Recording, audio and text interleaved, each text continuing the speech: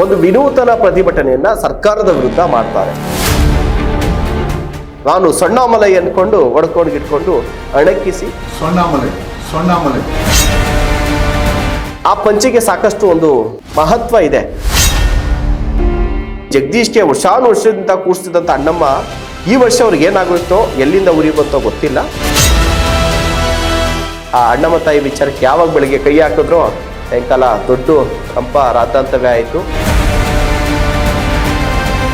ರೋಷಾವೇಶವಾಗಿ ಅಣ್ಣಮ್ಮನ ವಿಚಾರ ಕೈ ಹಾಕಿದ್ರು. ಆ ಶಕ್ತಿ ದೇವತೆಯ ಶಕ್ತಿ ಏನು ಅಂತ ಗೊತ್ತಾಗೋಯ್ತು. ಒಂದು ಬುದ್ಧಿ ಕಲ್ಸಕ್ಕೆ ಅಂತೇಳಿ ಕಡೆಗೆ ಸಂಜೆ ವೇಳೆಗೆ ಆ ತಾಯಿ ಆಶೀರ್ವಾದ ಮಾಡಿದ್ರು.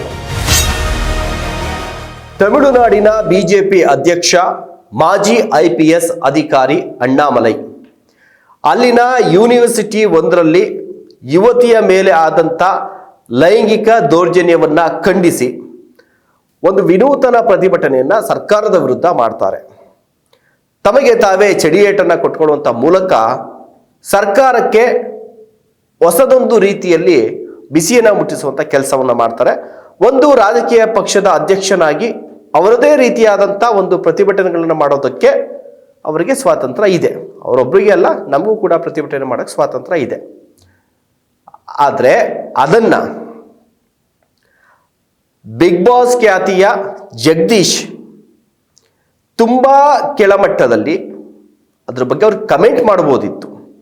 ಇದೊಂದು ಡ್ರಾಮಾ ಅಂತನೋ ಅಥವಾ ಇದೊಂದು ಪೊಲಿಟಿಕಲ್ ಗಿಮಿಕೋ ಏನೋ, ನಿಮಗೂ ಒಂದು ಸ್ವಾತಂತ್ರ್ಯ ಇದೆ, ನೀವೊಂದು ರೀತಿಯಲ್ಲಿ ಅದನ್ನ ಪ್ರಶ್ನೆ ಮಾಡ್ಬೋದಾಗಿತ್ತು. ಬಟ್ ತಮಿಳುನಾಡಿನ ರಾಜಕೀಯ, ಇಲ್ಲಿನ ರಾಜಕೀಯ, ಓಕೆ ಆಯ್ತು, ನೀವೇನೋ ಒಂದು ಪಬ್ಲಿಸಿಟಿಗೋಸ್ಕರ ಒಂದು ಪ್ರಶ್ನೆಯನ್ನು ಮಾಡೋದ್ರಲ್ಲಿ ಏನು ತಪ್ಪೇನಿಲ್ಲ ಬಿಡಿ, ಅದು ನಿಮ್ಮ ಒಂದು ವೈಯಕ್ತಿಕ ಸ್ವಾತಂತ್ರ್ಯ, ವಾಕ್ ಸ್ವಾತಂತ್ರ್ಯ.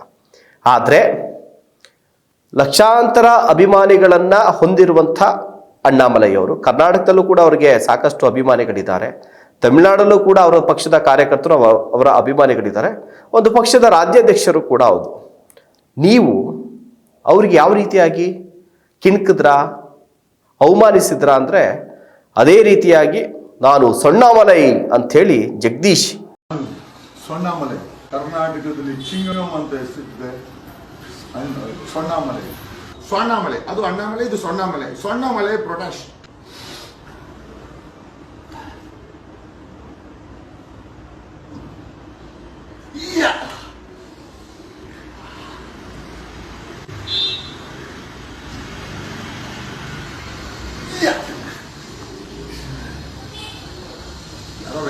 ಬರೋಕೆ ಬಗ್ಗ ಆಮ್ಲೆಟ್ ಹಾಕೊಂಡು ಬಂದು ಇಟ್ಕೊಡ್ರಿ.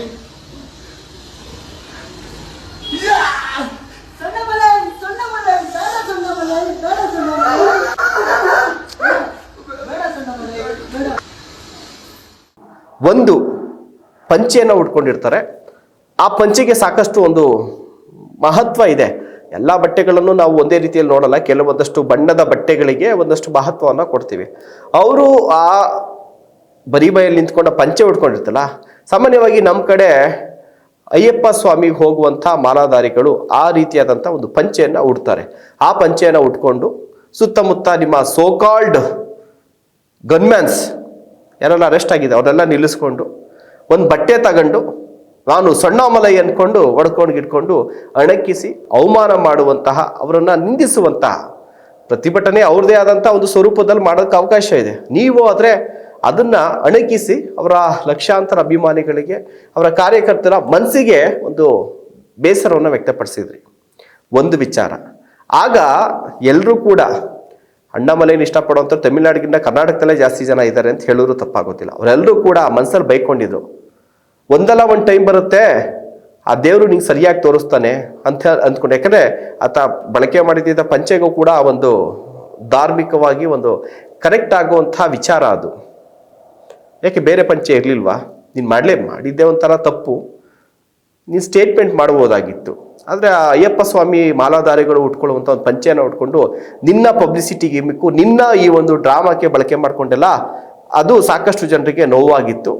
ಅಯ್ಯಪ್ಪ ಸ್ವಾಮಿಯ ಮಾಲಾಧಾರಿಗಳಿಗೆ ಪ್ಲಸ್ ಅಣ್ಣಾಮಲೈಯವರ ಅಭಿಮಾನಿಗಳಿಗೆ, BJP ಕಾರ್ಯಕರ್ತರಿಗೆ ಬಹಳ ನೋವಾಗಿತ್ತು. ಅವರೆಲ್ಲ ಮನಸ್ಸಲ್ಲಿ ಶಾಪ ಹಾಕೊಂಡಿದ್ರು. ಒಂದಲ್ಲ ಒಂದು ಟೈಮ್ ಬರುತ್ತೆ, ನಿನಗೂ ಒಂದು ಪಾಠ ಆ ದೇವರೇ ಕಲಿಸ್ತಾನೆ ಅಂತ ಹೇಳಿ. ಒಂದು ಆ ದೇವರೇ ಕಲಿಸ್ತಾರೆ ಅಂತ ಅನ್ಕೊಂಡಿದ್ರಲ್ಲ ಮನಸ್ಸಲ್ಲಿ, ಕಡೆಗೆ ದೇವರೇ ಕಲಿಸ್ತಾರೆ. ಯಾವ ದೇವರು? ನಮ್ಮ ಬೆಂಗಳೂರಿನ ನಗರ ದೇವತೆ, ಶಕ್ತಿ ದೇವತೆ, ತಾಯಿ ಅಣ್ಣಮ್ಮ ತಾಯಿ. ಈಗ ನೀವು ಅನ್ಕೊಳ್ಳಿ, ಇವರೇ ಏನೋ ಬಾಯಿಗೆ ಬಂದಿದ್ದು ಹೇಳ್ತಾವ್ರೆ ಅನ್ಕೊಬೋದು, ಅದು ನಿಮಗೆ ಬಿಟ್ಟಿದ್ದು. ದೇವ್ರನ್ನ ಯಾವುದೇ ಒಂದು ಧರ್ಮದ ದೇವರ ಆಚರಣೆಗೆ, ಸಂಪ್ರದಾಯಕ್ಕೆ ಯಾರು ಕೂಡ ವಿರೋಧ ಮಾಡಂಗಿಲ್ಲ. ಬಟ್ ಎಲ್ಲ ಕಡೆ ಅಣ್ಣಮ್ಮನ ಕೂರಿಸ್ತಾರ್ರಿ, ರೋಡಲ್ಲೇ ಕೂರಿಸ್ತಾರೆ. ಯಾರು ಮನೆಯಲ್ಲಿ ಅಣ್ಣಮ್ಮನ ಕೂರಿಸಲ್ಲ, ರೋಡಲ್ಲೇ ಕೂರಿಸೋದು. ಯಾಕಂದ್ರೆ ಎಲ್ಲರೂ ಸೇರಿ ಏರಿಯಾದವ್ರು ಮಾಡುವಂಥ ಆಚರಣೆ. ಬಟ್ ಈ ಜಗದೀಶ್ಗೆ ವರ್ಷದಿಂದ ಕೂರಿಸ್ತಿದ್ದಂಥ ಅಣ್ಣಮ್ಮ ಈ ವರ್ಷ ಅವ್ರಿಗೆ ಏನಾಗೋಯ್ತೋ, ಎಲ್ಲಿಂದ ಉರಿ ಬಂತೋ ಗೊತ್ತಿಲ್ಲ. ಈ ಸಲ ಒಂದು ನೇಮು ಫೇಮ್ ಬಂದ್ಬಿಟ್ಟಿತ್ತಲ್ಲ, ನಾನು ಏನು ಬೇಕಾದ್ರೂ ಕೇಳ್ಬೋದು, ನನ್ನ ಹತ್ರ ಬಾಡಿ ಬೌನ್ಸರ್ಸ್ಗಳಿದ್ದಾರೆ, ನನ್ನ ಜೊತೆಗೆ ಬಾಡಿ ಗಾರ್ಡ್ಸ್ ಇದ್ದಾರೆ, ಗನ್ ಮ್ಯಾನ್ಸ್ ಇದ್ದಾರೆ ಅಂತ ಹೇಳಿ ರೋಷಾವೇಶವಾಗಿ ಅಣ್ಣಮ್ಮನ ವಿಚಾರ ಕೈ ಹಾಕಿದ್ರು. ಅಣ್ಣಮ್ಮ ತಾಯಿಗೆ ಒಂದು ಧರ್ಮ ಅಂತಲ್ಲ, ಯಾಕಂದ್ರೆ ಏರಿಯಾದಲ್ಲಿ ಅಣ್ಣಮ್ಮ ಕೂರಿಸಿದಾಗ ಆ ಏರಿಯಾದಲ್ಲಿರುವಂಥ ಎಲ್ಲ ಅಂಗಡಿಗಳವರು, ಮನೆಗಳವರು ದುಡ್ಡು ಕೊಡ್ತಾರೆ. ಅದ್ರಲ್ಲಿ ಕ್ರಿಶ್ಚಿಯನ್ಸು ಕೊಟ್ಟಿರ್ತಾರೆ, ಮುಸ್ಲಿಮ್ಸು ಕೊಟ್ಟಿರ್ತಾರೆ, ಆಯ್ತಾ. ಎಲ್ಲರೂ ಕೂಡ ಪೂಜೆ ಮಾಡುವಂಥ ದೇವ್ರದು. ಒಂಥರ ಯೂನಿವರ್ಸಲ್ ಆಗಿ ಭಕ್ತರಿರುವಂಥದ್ದು. ಬೆಂಗಳೂರಲ್ಲಿ ಯೂನಿವರ್ಸಲ್ ಆಗಿ ಒಂಥರ ಭಕ್ತರಿದ್ದಾರೆ ಅವ್ರಿಗೆ, ಯಾರಿಗೆ, ಆ ತಾಯಿಗೆ. ಸೊ ಅಂಥ ತಾಯಿ ವಿಚಾರಕ್ಕೆ ಬೆಳಗ್ಗೆ ಕೈ ಹಾಕ್ತಾರೆ. ಅದಾದ್ಮೇಲೆ ಸಂಜೆ ವೇಳೆಗೆ ಏನಾಯಿತು, ಆ ಶಕ್ತಿ ದೇವತೆಯ ಶಕ್ತಿ ಏನು ಅಂತದ್ದು ಗೊತ್ತಾಗೋಯ್ತು. ಯಾಕೆ ಇದೇ ವಿಚಾರಕ್ಕೆ ನಾನು ಯಾಕೆ ಹೇಳ್ತಾ ಇದ್ದೀನಿ ಅಂದರೆ, ಈಗ ನೀವು ಅಬ್ಸರ್ವ್ ಮಾಡಿ, ಜಗದೀಶ್ ಯಾರ್ಯಾರೆಲ್ಲ ವಿಚಾರಕ್ಕೆ ಕೈ ಹಾಕಿದ್ರು. ಮಾಜಿ ಮುಖ್ಯಮಂತ್ರಿಗಳ ವಿಚಾರಕ್ಕೆ ಕೈ ಹಾಕಿದ್ರು, ದೊಡ್ಡ ದೊಡ್ಡದಂಥ ಮಿನಿಸ್ಟ್ರಿಗಳ ವಿಚಾರಕ್ಕೆ ಕೈ ಹಾಕಿದ್ರು, ಕೇಂದ್ರದ ಮಂತ್ರಿಗಳ ವಿಚಾರಕ್ಕೆ ಕೈ ಹಾಕಿದ್ರು, ದೊಡ್ಡ ದೊಡ್ಡ ಸೆಲೆಬ್ರಿಟಿಗಳ ವಿಚಾರಕ್ಕೆ ಕೈ ಹಾಕಿದ್ರು. ಅದರಲ್ಲಿ ಯಾರು ಮನ್ಸು ಮಾಡಿದ್ರು ಕೂಡ, ಅದರಲ್ಲಿ ಈ ರಾಜಕಾರಣಿಗಳು, ಈ ಬೊಮ್ಮಾಯಿಯವ್ರ ವಿಚಾರಕ್ಕೆ ಕೈ ಹಾಕಿದ್ರು. ಮಾಜಿ ಮುಖ್ಯಮಂತ್ರಿಗಳು ಕೇಂದ್ರದಲ್ಲಿ ಸಂಸದರಾಗಿದ್ದಾರೆ, ಅವ್ರು ಮನ್ಸು ಮಾಡಿದರೆ ಇವ್ರು ಯಾವಾಗಲೂ ಕಂಪ್ಲೇಂಟ್ ಮಾಡಿಸಿ ಜೈಲಿಗೆ ಹಾಕ್ಬಿಡ್ಬೋದಾಗಿತ್ತೇನೋ ಅಪ್ಪ ಮನ್ಸು ಮಾಡಿದರೆ. ಬಟ್ ಯಾವ ಕೇಸಲ್ಲಿ ಅವ್ರು ಒಳಗಡೆ ಹೋಗಲಿಲ್ಲ, ಪುಂಖಾನುಪುಂಖವಾಗಿ ಪುಂಕ್ತಾ ಇದ್ರು, ಏನು ಡಾಕ್ಯುಮೆಂಟ್ ಇಲ್ಲ ಅಂದರೂ ಕೂಡ. ಕಡೆಗೆ ಅವ್ರಿಗೊಂದು ಬುದ್ಧಿ ಕಲಿಸಿ ಅವ್ರಿಗೊಂದು ಶಿಕ್ಷೆಯನ್ನು ಕೊಡುವಂಥ ಶಕ್ತಿ ಆ ತಾಯಿ ಶಕ್ತಿ ದೇವತೆ, ನಾಡ ದೇವತೆ, ನಗರ ದೇವತೆ ಅಣ್ಣಮ್ಮ ತಾಯಿಗೆ ಇತ್ತು. ಆ ಅಣ್ಣಮ್ಮ ತಾಯಿ ವಿಚಾರಕ್ಕೆ ಯಾವಾಗ ಬೆಳಿಗ್ಗೆ ಕೈ ಹಾಕಿದ್ರೋ ಸಾಯಂಕಾಲ ದೊಡ್ಡ ರಂಪ ರಾದ್ದಾಂತವೇ ಆಯಿತು. ಎಲ್ಲೋ ಅವರ ಈ ಒಂದು ದುರಹಂಕಾರದ ಕೂಡ ತುಂಬ್ತಾ ಇತ್ತೇನೋ ಒಂದು ಬುದ್ಧಿ ಕಲ್ಸಕ್ಕೆ ಅಂತೇಳಿ ಕಡೆಗೆ ಸಂಜೆ ವೇಳೆಗೆ ಆ ತಾಯಿ ಆಶೀರ್ವಾದ ಮಾಡಿದ್ರು. ಅದಾದಮೇಲೆ 14 ದಿನಗಳ ನ್ಯಾಯಾಂಗ ಬಂಧನದಲ್ಲಿ ಸದ್ಯ ಜಗದೀಶ್ ಅವರು ಇದ್ದಾರೆ. ಸೊ ಒಂದು ಬುದ್ಧಿ ಕಲಿಸೋದಕ್ಕೆ ಅಂತ ಹೇಳಿ ತಾಯಿ ಒಂದು ಅವಕಾಶ ಕೊಟ್ಟಿದ್ದಾರೆ. ನೋಡೋರು ಏನಾದ್ರು ನೀವು ಕಮೆಂಟ್ ಮಾಡಿರಿ, ನಮಗೇನು ಬೇಜಾರೇನಿಲ್ಲ. ಬಟ್ ಸಾಕಷ್ಟು ಜನ ಈ ಅಭಿಪ್ರಾಯವನ್ನು ವ್ಯಕ್ತಪಡಿಸ್ತಾ ಇದ್ದಾರೆ. ಅಣ್ಣಾಮಲೈನನ್ನು ಅಂಕಿಸಿ ಅಣ್ಣಮ್ಮ ತಾಯಿಯ ವಿಚಾರ ಕೈ ಹಾಕಿದಂಥ ಜಗದೀಶ್ಗೆ ಇವತ್ತು ತಕ್ಕ ಪಾಠ ಆಗಿದೆ ಅಂತ ಹೇಳಿ. ನೀವು ಅನ್ಕೊಬೋದು, ಏನ್ರಿ ಸೀರಿಯಸ್ ಆಗಿ ಡೈಲಿ ಸ್ಟೋರಿ ಮಾಡ್ತಾ ಇದ್ದೀರಾ ಅಂತ ಅಂದ್ಬಿಟ್ಟು. ಜಗದೀಶು ಕೆಲವೊಂದಷ್ಟು ಒಳ್ಳೊಳ್ಳೆದು ಮಾಡ್ತೀವಿ ಅಂತ ಹೋದಾಗೂ ಕೂಡ ಡೈಲಿನೂ ನಾವು ಸ್ಟೋರಿ ಮಾಡಿದ್ದೀವಿ. ಅವರು ಹಿಂಗೆ ಮಾಡ್ತಾ ಇದ್ದಾರೆ ಅಂತ ಹೇಳ್ಬಿಟ್ಟು ಈ ವಿಚಾರವಾಗಿ ಧ್ವನಿ ಎತ್ತಿದ್ರು, ಆ ವಿಚಾರವಾಗಿ ಧ್ವನಿ ಎತ್ತಿದ್ರು ಅಂತೆಲ್ಲ ತೋರಿಸಿದ್ದೀವಿ ಅಂತಂದ್ಮೇಲೆ ಅವಾಗ ನೀವು ನೋಡಿದ್ದೀರಾ ಅಂದಮೇಲೆ ಇವಾಗ ಅವ್ರು ಮಾಡಿದಂಥ ತಪ್ಪು ದಿನ ನಾವು ತೋರಿಸ್ಬೇಕಲ್ಲ, ಅದೇ ಕಾರಣಕ್ಕೆ ತೋರಿಸ್ತಾ ಇದ್ದೀವಿ. ನಿಮ್ಮ ಅನಿಸಿಕೆ, ಅಭಿಪ್ರಾಯ ಏನು? ಕಾಮೆಂಟ್ ಬಾಕ್ಸಲ್ಲಿ ತಿಳಿಸಿ.